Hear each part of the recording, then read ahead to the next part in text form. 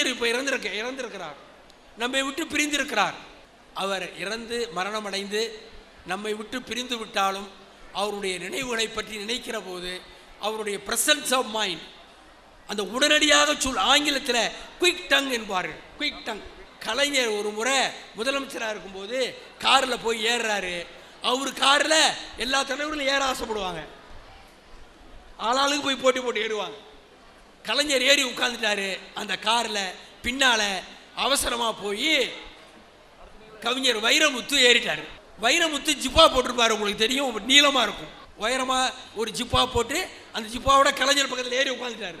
அவருக்கு அடுத்ததா டிஆர் பாலு வந்து வேகமாக முதலமைச்சர் புறப்பட போகிறாருன்னு அந்த கலைஞருக்கு காரில் பின்னால் வைரமுத்துக்கு பக்கத்தில் ஏறி உட்கார்ந்தாரு.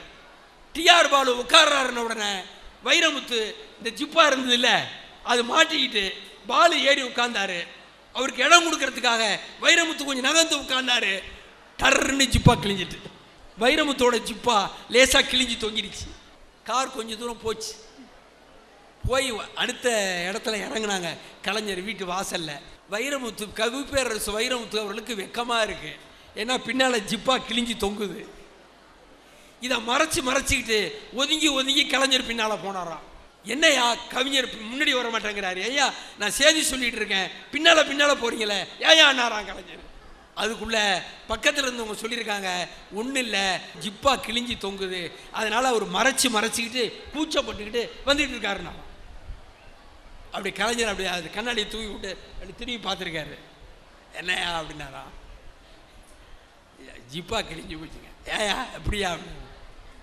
அதுக்குள்ளே பக்கத்தில் இருக்கவங்க சொல்லியிருக்காங்க, இல்லைங்க டிஆர் பாலு வேகமாக ஏறி உட்கார்ந்தாரு, கவிஞர் ஜிப்பா அப்படி பிடிச்சி இழுத்தாரு, கிழிஞ்சிருச்சுன்னாராம்.